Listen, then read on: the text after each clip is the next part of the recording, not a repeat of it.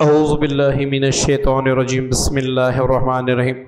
روحانی وظائف آفیشیل کے معزز سامعین و ناظرین، السلام علیکم ورحمۃ اللہ وبرکاتہ۔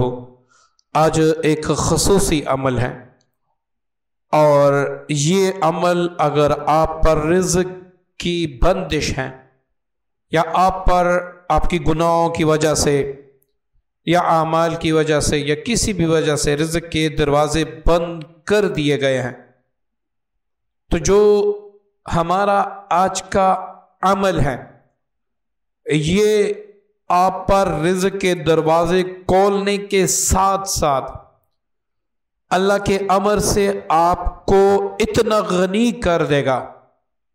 اور یہ میں کوئی مبالغہ نہیں کر رہا، یہ کوئی وہ عمل نہیں ہے بھائی کہ جو میں آپ کو بتاؤں آپ کریں تو صبح آپ کو کروڑوں مل جائیں گے، ایسے بھی نہیں ہے۔ اور یہ وہ عمل بھی نہیں ہے جس کو کرنے کے بعد آپ کو نا امیدی ہوگی کہ بھائی یہ ایسے ہی وظیفہ ہے۔ اس عمل کی گارنٹی بھی میرے رب کے قرآن نے دی ہے، قرآن میں رب نے دی ہے۔ اب جس کی گارنٹی میرا اللہ دے دے تو اس وظیفے میں شک کی گنجائش بنتی ہے؟ کبھی بھی نہیں۔ معززین، جو آج کا عمل ہے وہ عمل بتانے سے پہلے آپ 3 چیزوں پر عمل کریں۔ آپ رزق کے بند دروازے کھولنا چاہتے ہیں، آپ پر کسی نے جادو کیا ہے، لازماً بات ہے جادو کی وجہ سے بھی رزق کی بندش واقع ہو جاتی ہے۔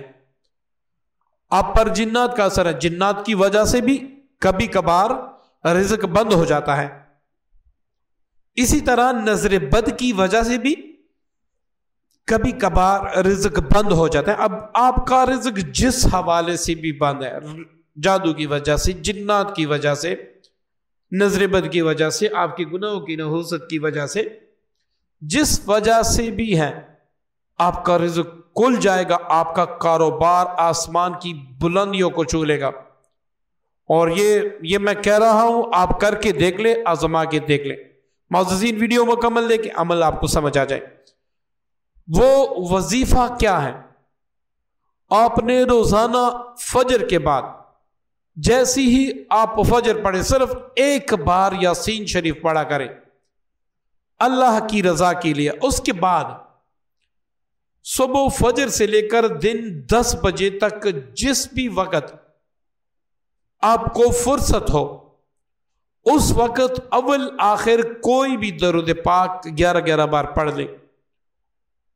پھر ایک تسبیح آپ نے استغفار پڑھنا ہے، استغفر اللہ استغفر اللہ، یا اللہم اغفر وارحم وانت خیر الراحمین، یا جو بھی استغفار آپ آسانی سے پڑھ سکتے ہیں، جو بھی استغفار آپ کو یاد ہے۔ اس کے بعد آپ 11 بار سورہ کوثر پڑھ لیں۔ اب آپ کا اصل وظیفہ حسبنا اللہ ونعم الوکیل، حسبنا اللہ ونعم الوکیل۔ ایک ہوتا ہے تعداد پورا کرنا، اور ایک ہوتا ہے اپنا کام نکلوانا۔ ہمیں وظائف میں ناکامی اس لیے ہوتی ہے کہ ہم تعداد پورا کرتے ہیں، ہمیں کام سے کوئی غرض نہیں ہوتا۔ اگر آپ کو کام سے غرض ہے تو آپ نے وظیفے کو ٹہر کر سمجھ کر پڑھنا ہوگا، فوراً اسی وقت وظیفے کی تاثیر آپ کے سامنے ہوگی۔ اگر آپ نے تسبیح لی، حسبنا اللہ ونعم الوکیل، حسبنا اللہ ونعم الوکیل، حسبنا اللہ ونعم، آپ کو پتہ ہی نہیں چلتا میں کون سے الفاظ کا قتل عام کر رہا ہوں، اس کا ترجمے کے لحاظ سے صحت کیا ہوگی، تو ایسے وظائف میں کبھی کامیابی نہیں ملتی۔ کیوں آج لوگ در بدر بھٹک رہے ہیں کہ بھائی اس وظیفے میں تاثیر نہیں ہے؟ بھلا اللہ کے کلام میں بھی تاثیر نہیں ہوتی؟ اللہ کے کلام میں بھی تاثیر نہیں ہوتی؟ عزیزین، ایک دفعہ آپ یہ ضرور سن لیجئے گا تاکہ آپ کو پتہ لگ جائے میرے وظائف میں اثر کیوں نہیں ہے۔ ایک بزرگ تھے، تو اس کے شاگرد پانی کہیں دور سے لاتے تھے، تو وہ بزرگ نے پوچھا کہ آپ نزدیک سے پانی کیوں نہیں لاتے؟ تو انہوں نے کہا یہ پانی کارا ہے اور جو دور سے ہم لے کے آتے ہیں وہ میٹھا ہوتا ہے۔ تو بزرگ نے کہا کہ بھائی اس کارے پانی سے آپ گڑے بھر لیں۔ جب گڑے بھر لیے تو بزرگ نے کہا بسم اللہ الرحمن الرحیم الحمد للہ رب العالمین الرحمن الرحیم مالک یوم الدین ایاک نعبد و ایاک نستعین اہدنا الصراط المستقیم صراط الذین انعمت علیہم غیر المغضوب علیہم ولا الضالین، اس پر دم کیا۔ جیسے ہی دم کیا اور مدرسے کی جو طالب علم تھے انہوں نے پانی پیا تو پانی وہ دور کے پانی سے بھی زیادہ میٹھا ہو گیا تھا۔ دوسرے دن طالب علموں نے سوچا کہ بھئی یہ سورہ فاتحہ تو ہمیں بھی آتی ہیں، کیوں نہ ہم خود پڑھیں۔ تو انہوں نے سارے گڑے بھر دیے، اپنے سامنے رکھ دیے، 1 بار پڑھا، 2 بار پڑھا، 10 بار پڑھا، 100 بار پڑھ کے دم کیا۔ جب وہ پانی پیا تو وہ پانی ویسے ہی کارا تھا، تو وہ اس بزرگ کے پاس چلے گئے کہ استاد جی آپ نے 1 بار سورہ فاتحہ پڑھی، پانی سارا میٹھا ہو گیا، ہم نے 100 دفعہ تقریباً پڑھا، پانی ویسے کارا کا کارا ہے، تو آپ بھی وہی سورہ فاتحہ پڑھ رہے ہیں، ہم بھی وہی پڑھ رہے ہیں، آپ کے دم کرنے سے پانی میٹھا کیوں ہو گیا؟ ہمارے دم کرنے سے پانی میٹھا کیوں نہ ہوا؟ تو حضرت نے فرمایا کہ اے میرے شاگردو، سورہ فاتحہ تو وہی ہے، لیکن زبان بابا فرید کی کون لائے گا؟ اس کا مطلب ہے کہ کلام میں تاثیر ہوتی ہے، لیکن اس کے لیے تاثیر والی زبان بھی چاہیے۔ اس لیے ہم رونا روتے ہیں کہ بھئی ہمارے وظائف میں اثر نہیں ہے، اور اس کی خاص وجہ یہ ہے کہ ہم جھوٹ بھی بولتے ہیں۔ اللہ تعالیٰ مجھے، آپ سب کو، ہماری تمام فیملی کو اپنے حبیب کے صدقے سے جھوٹ سے مکمل نفرت عطا فرما دے، کامل نجات عطا فرما دے۔ اب تک جتنے بھی جھوٹ بولے ہیں اللہ تعالیٰ اپنے حبیب کے صدقے سے وہ سارا جھوٹ معاف فرما کر ہمیں سچ بولنے والا بنا دے۔ جو بندہ بھی سچ بولتا ہے، جس بندے کی عادت سچ بولنا ہوتی ہے، وہ 1 بار بسم اللہ الرحمن الرحیم بھی کسی کو پڑھ کر کے دم کرتا ہے تو وہ بندہ ٹھیک ہو جاتا ہے۔ اب ہم رونا روتے ہیں کہ بھئی ہمارے وظائف میں اثر کیوں نہیں ہے۔ اصل وجہ یہ ہے کہ ہم غیبت بھی شوق سے کرتے ہیں، جھوٹ بھی شوق سے بولتے ہیں، حرام بھی شوق سے کرتے ہیں وظیفے۔ پہلے ان سے توبہ کر لیں۔ اب آپ نے حسبنا اللہ و نعم الوکیل 450 بار پڑھنا ہے۔ اس میں تصور آپ نے یہ کرنا ہے کہ اللہ رب العزت سے میں مانگ رہا ہوں، میرا رب رزق کے دروازے کھول رہا ہے اور آسمان کی طرف سے مجھے بیش بہا رزق مل رہا ہے، ملنے لگا ہے۔ تو آپ اس نیت سے آنکھیں بند کر کے پڑھیں، پہلے دن، دوسرے دن، تیسرے دن، ورنہ 7ویں دن سے اس کے اثرات شروع ہو جائیں گے۔ آپ 40-50 دن تک پڑھیں گے تو انشاءاللہ لوگ آپ کی قسمت پر رشک کریں گے۔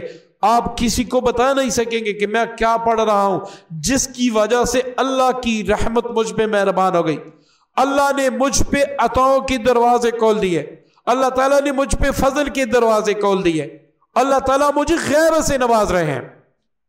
یہ اتنا سخت وظیفہ ہے، اتنا پاورفل وظیفہ ہے کہ آپ جس نیت سے بھی پڑھتے ہیں وہ نیت آپ کی ضرور بالضرور پوری ہوتی ہے، ضرور بالضرور پوری ہوتی ہے۔ اب آپ اس کو پڑھیں۔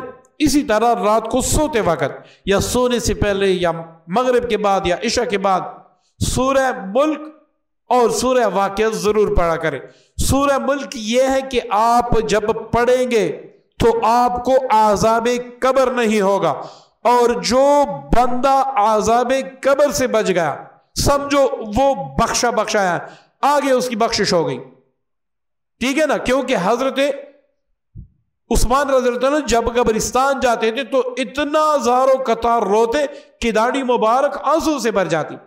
کسی نے پوچھا کہ آپ اتنا کیوں روتے ہو؟ تو انہوں نے فرمایا کہ میں نے سنا ہے حبیب علیہ السلام سے، جس کا مفہوم ہے کہ قبر ہی جنت کے باغیچوں میں سے ایک باغیچہ ہے اور جہنم کے گڑنگوں میں سے ایک گڑنگا ہے، اگر آپ اس سے بچ گئے تو سمجھے آگے آپ کی خیر ہے، آپ کے لیے کوئی پریشانی نہیں ہے۔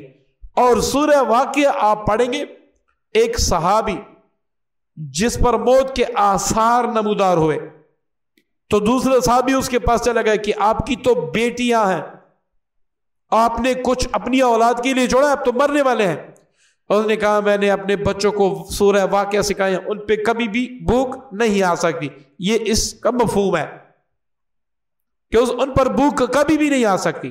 اب ہم اللہ سے کتنا دور بھاگتے ہیں، آپ اللہ کے قریب ہو کے تو دیکھ لیں آپ پہ کیسے رحمت فضل برستی ہیں، وہ پھر آپ خود دیکھ لیں۔ میں نے آج ایسا وظیفہ بتا دیا، بندش کے مارے، جادو جنات کے مارے، دشمنوں کے مارے، نظر بد کے مارے، جو بھی خواہش ہے وہ آپ کی 1 کروڑ حاجتیں ہیں، ٹھیک ہے، آپ کی 1 کروڑ حاجتیں، آپ ان 1 کروڑ حاجتوں اور ایسی حاجتوں جو دنیا والی بھی آپ کو کہہ دیں کہ یہ کبھی بھی پوری نہیں ہوں گی، آپ ان حاجتوں کے لیے اس وظیفے کو کر لیں اور پھر اس وظیفے کا کمال لیں گے، آپ اپنی قسمت پر ناز کریں گے کہ اللہ تعالیٰ نے مجھے کہاں سے کہاں پہنچا دیا۔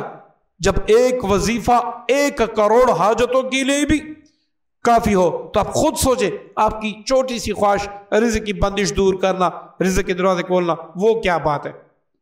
معززین، سب سے اہم بات یہ ہے کہ جب بھی آپ کوئی وظیفہ پڑھیں تو پابندی سے پڑھیں، بددل نہ ہو، اس وظیفے سے آپ بددل نہ ہو، جاری رکھیں، جاری رکھیں، اس کا ایسا فیض آپ کو ملنے لگے گا کہ آپ کو زندگی کا مزہ آ جائے گا۔ امید کرتا ہوں آج کی ویڈیو عمل پسند آیا ہوگا، دعاؤں کی درخواست ہے، اور ڈسکرپشن میں ہمارے فیس بک کا پیج ہے، اس کو بھی ضرور لائک کیجیے گا، اس کو فالو کیجیے گا، کیونکہ وہاں پر بھی میں لائیو آؤں گا، اور انشاءاللہ چینل پر بھی میں لائیو آؤں گا، آپ کو دم کرتا رہوں گا انشاءاللہ کل یا پرسوں سے میں پھر خود آؤں گا۔ دعاؤں کی درخواست ہے۔ السلام علیکم ورحمۃ اللہ وبرکاتہ۔